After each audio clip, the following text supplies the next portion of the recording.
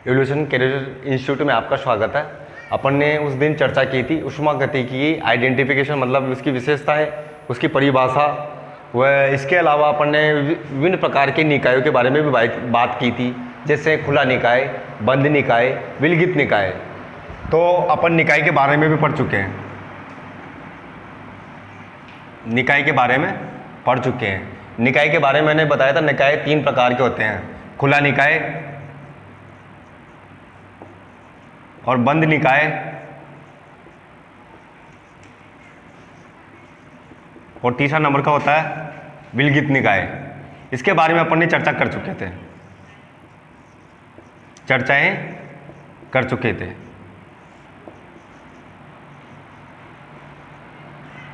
अपन बात करने वाले हैं आज ऊष्माधारिता, विशिष्ट ऊष्मा, मोलर ऊष्माधारिता, इनके बारे में आज पढ़ेंगे। होती क्या है देखो,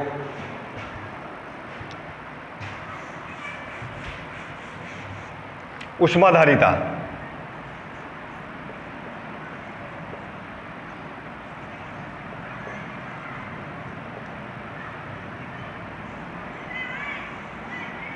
सी से रिप्रेजेंट करते हैं इसे। किसी निकाय का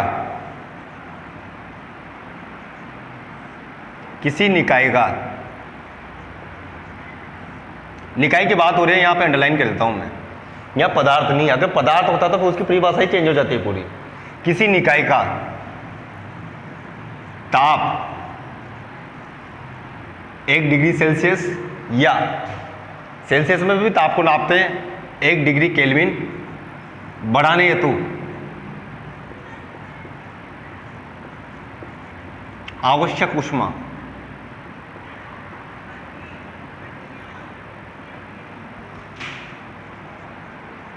ऊष्माधारिता कहलाती है। ऊष्माधारिता कहलाती है। मैंने उस दिन बताया था इसके गुणधर्म के बारे में, कौन सा गुणधर्म होता है, एक्सटेंसिव, इंटेंसिव या गहन या विस्तृण जिसे कहा जाता है। तो इसके बारे में विशेषता भी बताई थी मैंने। तो यह होता है एक्सटेंसिव प्रॉपर्टी। एक्सटेंसिव मतलब मात्रा पर आश्रित, या मात्रा पर आश्रित होती है।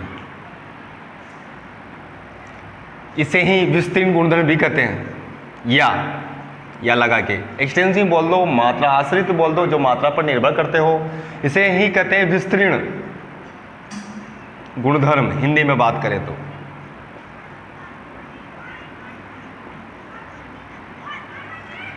इसका मात्रक होता है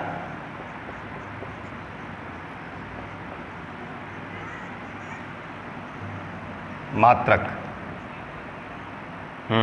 जूल केल्विन,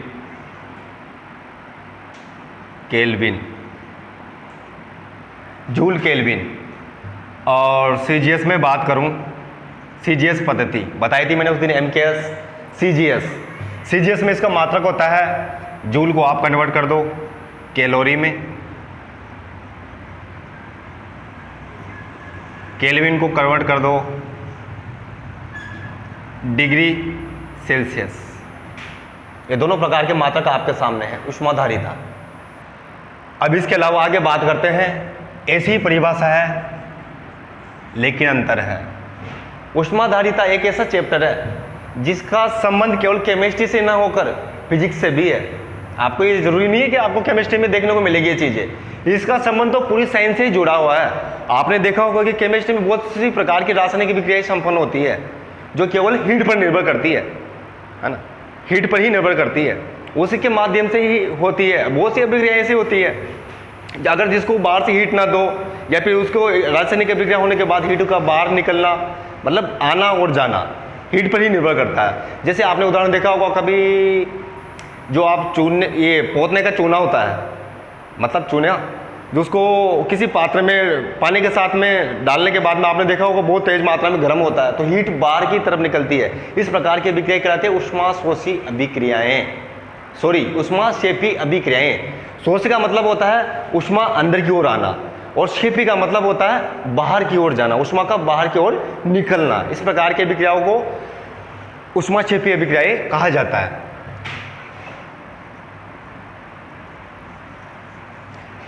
इसी में अपना दूसरा है मोल ऊष्माधारिता।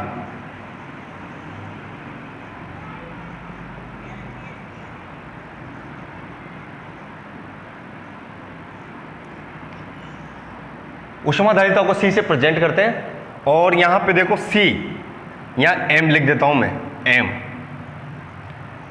इसका मतलब हुआ मोलर ऊष्माधारिता। एम मोलर ऊष्माधारिता, परिभाषा वही रहेगी, लेकिन यहां पर निकाय के लिए था, मैंने वहां पर अंडरलाइन किया पहले, ये निकाय के लिए था। जब किसी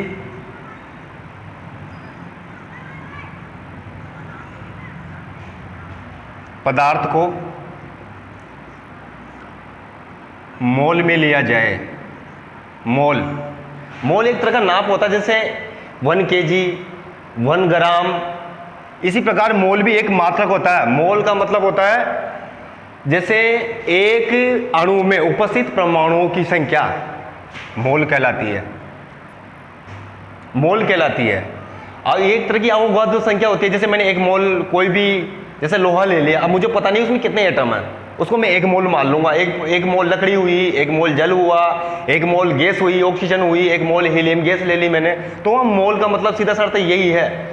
अब इसका मान होता है अवोगाद्रो नंबर के बराबर, अवोगाद्रो संख्या।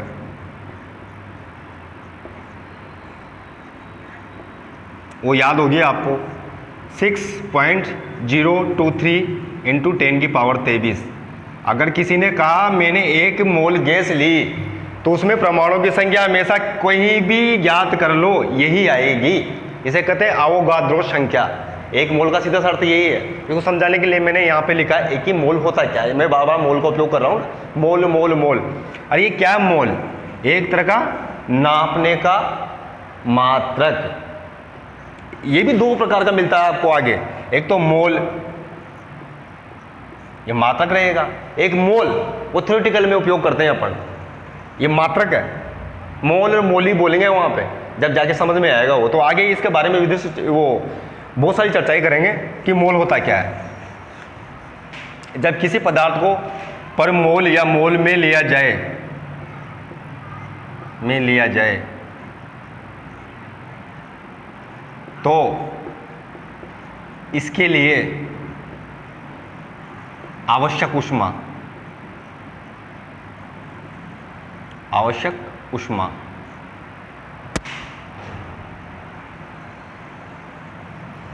मोलर ऊष्माधारिता कहलाती है।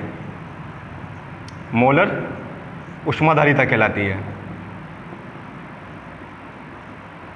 मोलर ऊष्माधारिता कहलाती है। और मैंने इंपॉर्टेंट बात मैंने वही बता दी, ये होती है इंटेंसिव प्रॉपर्टी। इंटेंसिव थोड़ा सा का अंदर है। ये देख लो, वहाँ बहुत सी जगह आपको देखने को ऊष्माधारिता, इसको कभी भी यूं मत लेना गलतफहमी में कि ये इंटेंसिव में आती है, एक्सटेंसिव में आती है, या फिर कंफ्यूज हो जाओ ज़्यादा। तो यहाँ पे इस बात को याद रखना, ऊष्माधारिता हमेशा एक्सटेंसिव प्रॉपर्टी होती है। और मोलर, अगर मोल के रूप में किसी पदार्थ को लिया है, या ग्राम के रूप में लिया है, या मात्रा के अनुसार लिया आपने, कोई भी मात्रा ले लिया आपने, 1 ग्राम ले सकते हो आप, 1 किलोग्राम ले सकते हो, 1 मोल ले सकते हो, तो वो इंटेंसिव प्रॉपर्टी हो जाएगी। मैंने बताया भी था कि इंटेंसिव प्रॉपर्टी क्या होती है। इंटेंसिव प्रॉपर्टी वो होती है अगर जब किसी पदार्थ को मोल ग्राम में या पर ग्राम में लिया जाता है, तो एक तरह की इंटेंसिव प्रॉपर्टी प्रेजेंट करती है। उस दिन अपन ने बात भी की थी घनत्व की, दाब की, आदि की। तो इंटेंसिव प्रॉपर्टी के अंतर्गत आएगा ये। मात्रक होता है इसका, मात्रक वही जूल, केल्विन,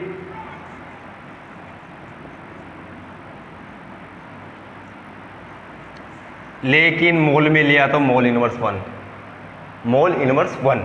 मात्रक यही था, सेम था, लेकिन अपन ने यहां पे पदार्थ की जो मात्रा ने किस में लिए, मोल में, इसलिए मोल इनवर्स 1।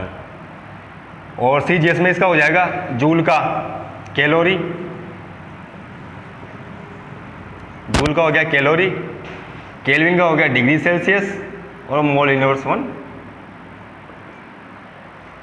ये उष्माधारिता का, मोलर उष्माधारिता का मात्रक है। मोल या मोलर भी बोल देते हैं सर, कोई अंतर नहीं पड़ता, मोल या मोलर एक ही बात है। तो ये होती है और ये इसका ये मात्रक होता है। तो इसे ये विभिन्न प्रकार की परिभाषाएं थी जिनको अपन को होना, याद होना भी आवश्यक है। तो याद करने के लिए इतनी कोई खास आवश्यकता है नहीं, ये परिभाषा सब सेम है, लेकिन समझना यहाँ की मात्रक में आपको मिस्टेक नहीं करना है। जो मात्रक होता है सब मात्रक बहुत डायरेक्ट पूछना चाहता है, एकेडमिक लेवल परीक्षाओं पर भी और कंपटीशन लेवल एग्जाम में डायरेक्ट इसका मात्रक पूछा जाता है, क्योंकि इसमें कंफ्यूज होता है। मोल उष्माधारिता, विशिष्ट उष्मा और उष्माधारिता, ये उष्मा उष्मा उष्मा उष्मा कौन सी बात कर रहे हो, तो अपन भूल जाते हैं वहाँ पे कि इसका मात्रक कौन सा उपयोग करें। तो एकेडमिक लेवल पर भी और आगे तुम देखोगे कंपटीशन लेवल के एग्जाम में क्वेश्चन, तो वहाँ आपको डायरेक्ट मिलेगा ऐसा, और यही पूछा जाता है, ये जो बस यहीं से एक्सटेंसिव है इंटेंसिव है। तो इसके बारे में थोड़ी विशेष ये जानकारी रखें। और इसके साथ ही आगे बढ़ते हैं अपन इसी टॉपिक में। ऊष्मा की बात हो गई तो ऊष्मा का ही अध्ययन करना है मेन इसी में, निकाय से परिवेश से, परिवेश से निकाय में। तो मैंने कहा था एक ही एग्जाम्पल पहले स्टार्टिंग में भी दिया था, वही एग्जाम्पल के माध्यम से मैं इसी टॉपिक की चर्चा करता हूं, कार्य।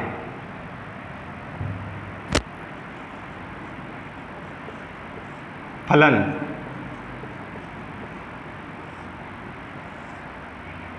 है ना, कार्य फलन, इसमें बात करता हूं मैं ऊष्मागतिकी फलन, ऊष्मागतिकी फलन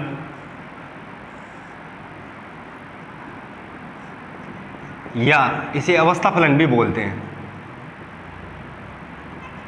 अवस्था फलन।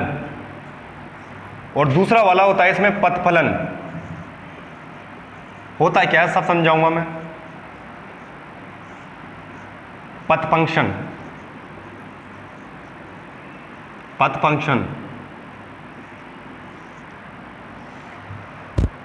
ऊष्मागतिकी फलन या अवस्था फलन। मैंने स्टार्टिंग में आपको जो एग्जाम्पल दिया था उसकी डेफिनेशन दी थी, वो डेफिनेशन कोई नॉर्मल चीज़ नहीं थी, पूरी ऊष्मागतिकी आपको वहीं समझ में आनी चाहिए थी कि होती क्या है आखिर में।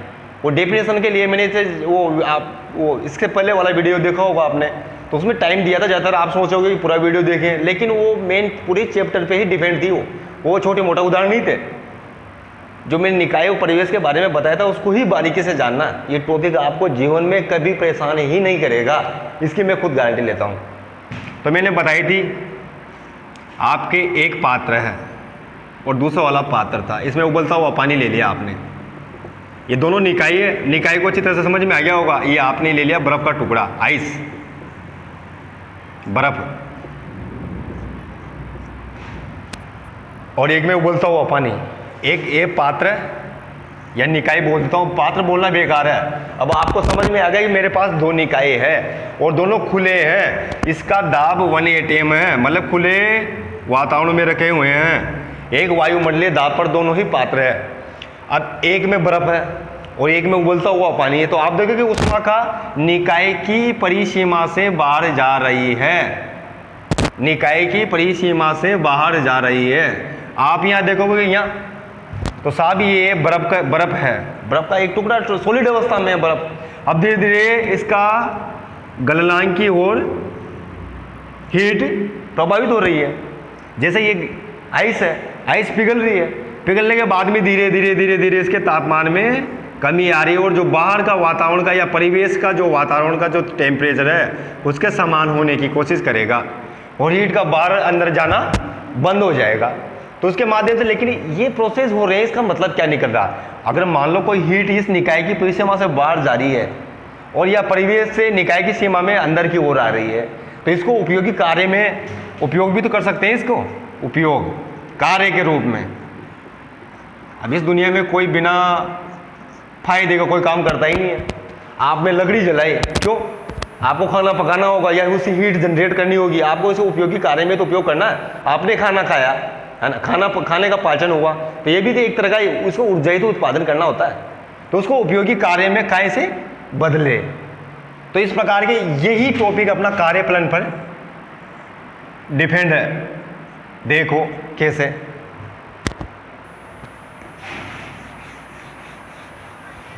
ऊष्मागतिकी फलन और पथ फलन। जो प्रारंभिक अवस्था,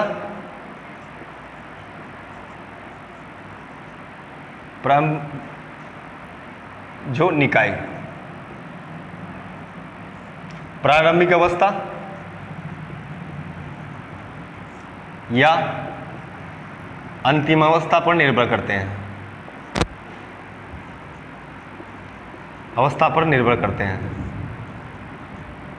निर्भर करते हैं।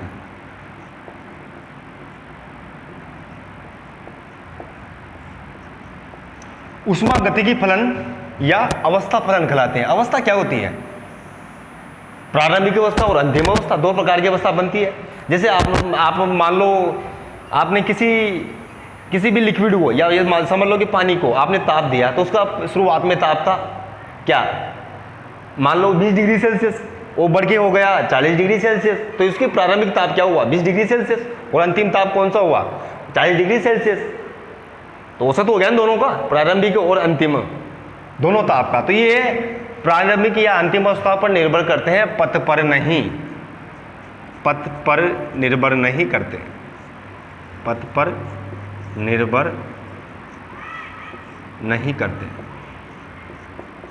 केवल प्रारंभिक अवस्था और अंतिम अवस्था पर निर्भर करते हैं साहब। और इसमें कौन कौन आते हैं देखो, एग्जाम्पल एंट्रोपी, ये सब चीज़ें बताऊंगा मैं आगे, क्या बार बार उपयोग कर रहे हो ऐसे शब्द। एंट्रोपी, एंथैल्पी, एंथैल्पी इसे डेल्टा एच से व्यक्त करते हैं, इसको डेल्टा एच से। इसके अलावा आयतन आदि, ये होते हैं ऊष्मागतिकी या अवस्था फलन। अब पथ फलन जो केवल कार्य पर निर्भर करते हैं, जो केवल कार्य पर निर्भर करते हैं।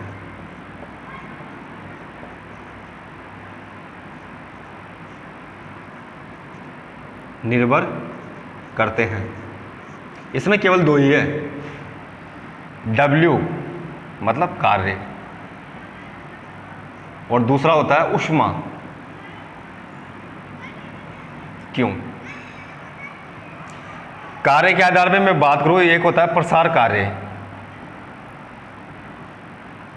प्रसार कार्य, प्रसार का मतलब है नाम से स्पष्ट है, प्रसार का मतलब है फैलना, प्रसार होना, फैलना। जैसे आपने लोहे को ताप दिया, लोहे को ताप देने के बाद में उसके आकार में या आयतन में वृद्धि होती है। क्यों? क्योंकि वो तो मेटल है, धातु है, ताप को पाकर वो फैलता है, ऐसा गुण पाया जाता है। तो आपने पुराने ज़माने की बात करूँ तो देखा होगा, जो लकड़ी की गाड़ियाँ होती थी उसके ऊपर लोहे की एक रिंग चढ़ाई जाती थी गोल। तो उसको ताप दे के क्या करते हैं, उसको फैलाने की कोशिश करते थे, फैलाकर उसको वापस उसमें फिट कर दिया जाता था पहिए में, और पहिए में फिट करके उसको ठंडा कर दिया जाता था। ठंडा करने के बाद में वो बिल्कुल उसको फिक्स हो जाता था, उसके बाउंड्री से, उसकी गोलाई की बाउंड्री से बिल्कुल फिक्स हो जाता है। उसे कहा जाता था प्रसार। प्रसार का मतलब होता है फैलना, है ना। इसी प्रकार के आपने बहुत सारे लॉजिक पढ़े होंगे, ये तारों का ढीला छोड़ना, है ना, गर्मी के दिनों में लूज हो जाते हैं और सर्दी में वापस सिकुड़ जाते हैं, ये मेटल में पाए जाते हैं ऐसे गुण। और मेटल के नशा हुआ, आपने मेटल के ही बारे में जाना होगा, लेकिन आज यहाँ गैसों की भी बात करेंगे जिसे प्रसार कार्य कहा जाता है। प्रसार कार्य उसको भी W से व्यक्त करते हैं साहब, W बराबर P और माइनस का delta V, W minus P delta V। W क्या है यहाँ पे, कार्य है, जानते हो आप सब, वर्क जिसे कहा जाता है, वर्क W से व्यक्त करते हैं। P प्रेशर जिसे कहा जाता है दाब, डेल्टा V मालूम है सही, आयतन। अभी डेल्टा आया साहब तो आपके दिमाग में कि डेल्टा क्यों लगा रखा है, हर चीज़ क्लियर होनी चाहिए, डाउट कोई सा भी हो, छोटे से फॉर्मूले से संबंधित हो, किसी चीज़ को व्यक्त कर रहा हूं तो इसको भी समझ लो। डेल्टा V मतलब है औसत आयतन, है ना। एक ही मतलब तारा आपके पास रोड, उसकी लंबाई है 5 सेंटीमीटर, समझ लो आप 5 सेंटीमीटर है ना। आपने इसको ताप दिया, ताप देने के बाद में इसकी लंबाई बढ़ गई 7-10 सेंटीमीटर, अब हो गया ये 10 सेंटीमीटर। तो इसकी औसत लंबाई कैसे करें, 10 से 5 प्लस 15 सेंटीमीटर हो गई इसकी लंबाई। तो प्रारंभिक की कितनी थी, 5 सेंटीमीटर, और इसके प्रसार होने के बाद में इसकी लंबाई हुई है 10 सेंटीमीटर, तो इसे बोलेंगे प्रसार। तो डेल्टा बी क्या है, प्रारंभिक आयतन और अंतिम आयतन। तो इसका प्रारंभिक लंबाई इसकी थी 5 सेंटीमीटर, इसकी हो गई 10 सेंटीमीटर बाद में। तो इसका डेल्टा बी क्या है, V2 माइनस V1, ये से याद रख लेना आप, प्रारंभिक आयतन और अंतिम आयतन मतलब औसत आयतन। तो एक बार और देख लो इसको, कार्य फलन, कार्य के आधार पर ऊष्मागतिकी फलन या अवस्था फलन दो प्रकार के होते हैं, जो प्रारंभिक अवस्था या अंतिम अवस्था पर निर्भर करते हैं, पथ पर निर्भर नहीं करते हैं। ये होते हैं एंट्रोपी, एंथैल्पी, आयतन आदि। ऐसी राशियां होती है जो केवल प्रारंभिक अवस्था और अंतिम अवस्था पर निर्भर करती है। जैसे आयतन अपन ने देखा है, 2 आयतन, प्रारंभिक आयतन, अंतिम आयतन। एंट्रोपी, प्रारंभिक एंट्रोपी और अंतिम एंट्रोपी। एंथैल्पी, एंथैल्पी की बात करो, डेल्टा एच, एच की यही है हीट, डेल्टा एच से यही याद रखना, हीट एंथैल्पी जिसे कहा जाता है। और दूसरा होता है पथ फलन, ऐसे निकाय जो प्रारंभिक अवस्था या अंतिम अवस्था पर निर्भर नहीं करते बट कार्य पर निर्भर करते हैं। ऐसी दो राशियां पाई जाती, कार्य और ऊष्मा।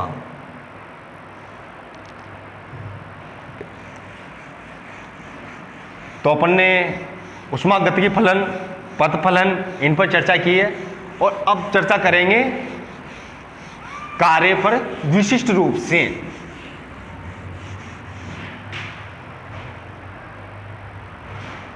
कार्य पर ये आपके पास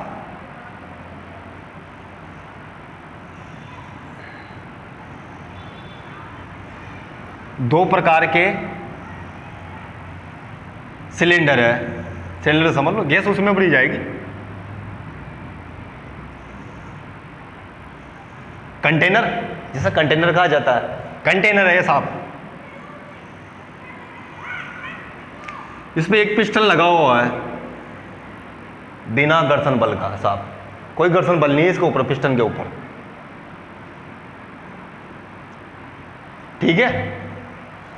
दो निकाय अपने पास या दो कंटेनर समझ लो, ए और बी। इसमें गैस भरी हुई है, कोई से भी गैस, हीलियम, ऑक्सीजन, नाइट्रोजन, कुछ भी समझ लो। अब आपने इस गैस को ताप दिया, ताप दिया, ताप देने के बाद में गैस के अणु क्या करेंगे, ताप को ग्रहण कर कर या गति, इसकी गतिज ऊर्जा में वृद्धि होगी। गैस के अणुओं में क्या होगी, गतिज ऊर्जा में वृद्धि होगी, और कहाँ जाके टकराएंगे, ये पिस्टन से। अब मान लो इसका प्रारंभिक आयतन, मैंने अभी बात की थी अवस्था फलन की, ऊष्मागतिकी फलन पर, प्रारंभिक अवस्था हुआ अंतिम अवस्था पर निर्भर करते हैं, ऐसे फलन क्या कहलाते हैं, ऊष्मागतिकी फलन या अवस्था फलन कहलाते हैं। इसका आयतन था स्टार्टिंग में V1।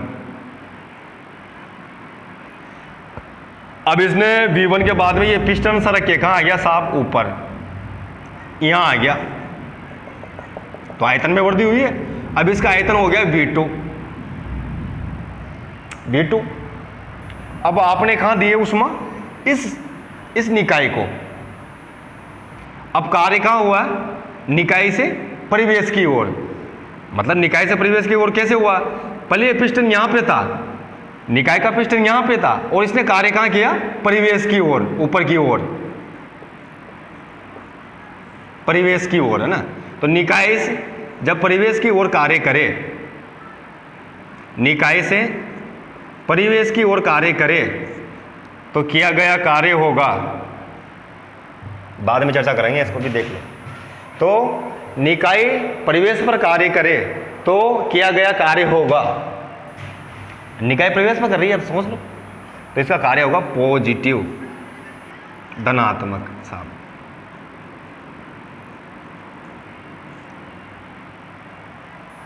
और परिवेश निकाय पर कार्य करे, अब इसका आयतन यहां पे था V1, अब इसको संपीड़ित किया आपने, इसको तो प्रसार किया है, और इसको संपीड़ित मतलब कंप्रेस्ड किया है, इस सिलेंडर को दबा के गैस V1 आयतन यहां पे था, अब इसको यहां पे ले आए आप, ये कंप्रेस्ड कर दी पूरी गैस यहां तक, अब इसका आयतन हो गया V2। अब कौन सा आयतन बढ़ा है, V1 is greater than V2, और इधर देखो V2 is greater than V1 किया गया कार्य क्या होगा? पॉजिटिव। जब निकाय परिवेश पर कार्य करेगा तो पॉजिटिव कार्य होगा, और परिवेश मतलब बाहर से परिवेश निकाय पर कार्य करेगा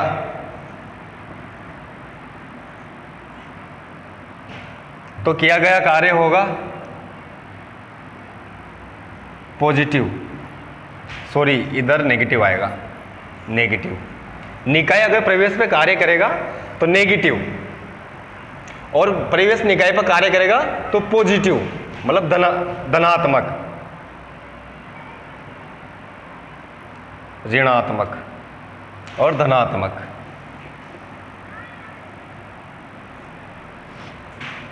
तो ये बात थी इसकी। किया गया कार्य, प्रसार कार्य होता क्या है? प्रसार का मतलब है किसी चीज को ताप देने के बावजूद में उसके आयतन में परिवर्तन होना।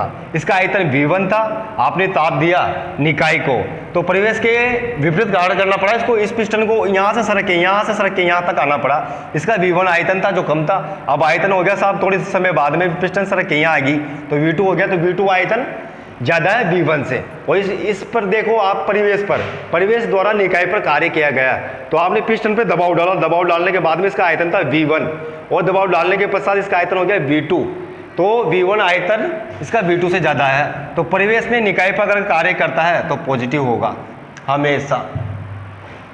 ये दो प्रकार के फैक्ट है जिसे कहा जाता है प्रसार कार्य। अगर परिवेश निकाय पर कार्य करता है तो धनात्मक, और उल्टा हो रहा है निकाय परिवेश पे कार्य करता है तो ऋणात्मक। ऐसे फैक्ट मैं बताता हूँ आपको जो हमारे प्राकृतिक वातावरण में होते हैं। देखो आप एग्जाम्पल के माध्यम से, एग्जाम्पल प्राकृतिक जितने भी प्रक्रम होते हैं, प्राकृतिक प्रक्रम होते हैं, वो सारे के सारे अनुत्क्रमणीय प्रक्रम होते हैं।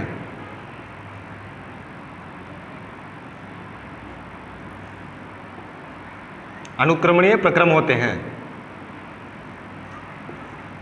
अनुक्रमणीय प्रक्रम है इरिवर्सिबल, जो एक ही दिशा में चलते हैं। जैसे झरने का बहना, झरना हमेशा ऊंचाई से नीचाई की ओर बहता है, आपने देखा होगा, ऊंचाई से नीचाई की ओर, मतलब ऊंची जगह से नीची जगह की ओर। तो उष्मा का फ्लो विदेश होता है उच्च से निम्न की ओर। तो ये सारे प्रक्रम कहलाते हैं अनुत्क्रमणीय प्रक्रम। ऐसा तो नहीं है ना कि झरना नीचे बह रहा तो नीचे से कभी कभी पानी खत्म हो जाएगा तो ऊपर चला जाएगा, ऐसा नहीं हो सकता। उसके लिए अपन को कार्य करना पड़ेगा, उस पानी को यहाँ नीचा निम्न जगह से उच्च जगह की ओर ले जाने के लिए कार्य करना पड़ेगा, उसके विपरीत। तो इस प्रकार के प्रक्रम कहलाते हैं अनुत्क्रमणीय प्रक्रम। तो किस पे डिपेंड करते हैं सारे? परिवेश से निकाय की तरफ। ऐसे प्रक्रम कहलाते हैं अनुत्क्रमणीय प्रक्रम।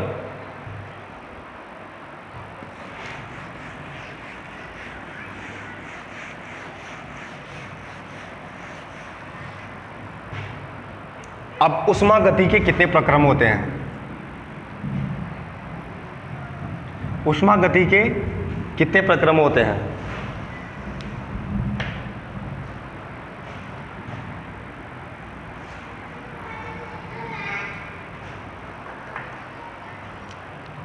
उष्मा गति की प्रक्रम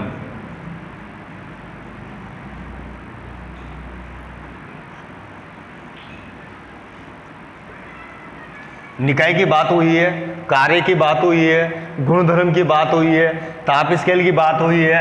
अब अपना अगला नेक्स्ट और इंटरेस्टिंग चैप्टर है उष्मा गतिकी के प्रक्रम या प्रक्रियाएं।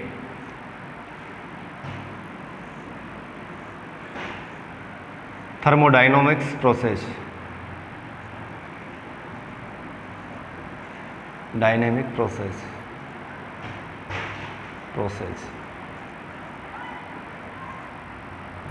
पहला होता है समतापी, दूसरा होता है समदाबी, तीसरा होता है रुद्धोष्म, जिसे मैंने आपको बताया भी था, ये एक तरह का एडियाबेटिक यानी आइसोलेटेड निकाय रुद्धोष्म, जिसमें ऊष्मा का बाहर आना जाना बंद हो, रुद्धोष्म प्रक्रम। समतापी समदाबी रुद्धोष्म प्रक्रम हो गया। चौथा है आपका चक्रीय प्रक्रम।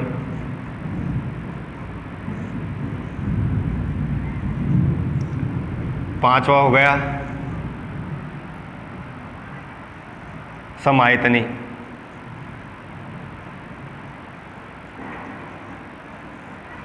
छठा हो गया आपका चक्रीय प्रक्रम हो ही गया। उत्क्रमणीय प्रक्रम, रिवर्सिबल, दोनों दिशाओं में चलता हो, उत्क्रमणीय प्रक्रम। और सातवां हो गया अनुत्क्रमणीय प्रक्रम, अत्क्रमणीय अनुत्क्रमणीय प्रक्रम।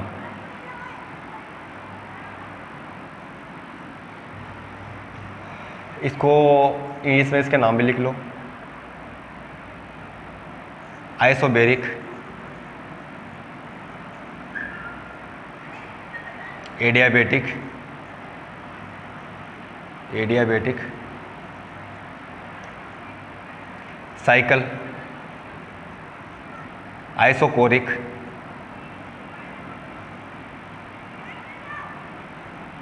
आइसोथर्मल,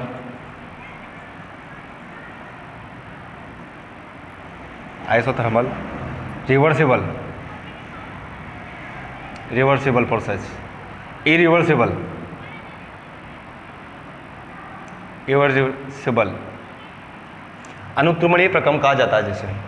तो ये प्रक्रम होते हैं 7 प्रकार के प्रक्रम जो ऊष्मा गति के प्रक्रम कहलाते हैं। इनके ऊपर चर्चा अपन नेक्स्ट वीडियो में करेंगे। होते क्या है इसके बारे में एक छोटा सा डायग्राम बनाएंगे, उसी के अनुसार 7 प्रक्रम आपको 5 मिनट के अंदर समझ आ जाएंगे सारे के सारे कि 7 प्रक्रम कैसे हैं और किस प्रकार से संपन्न होते हैं, केवल 5 मिनट के वीडियो में। Thank you very much.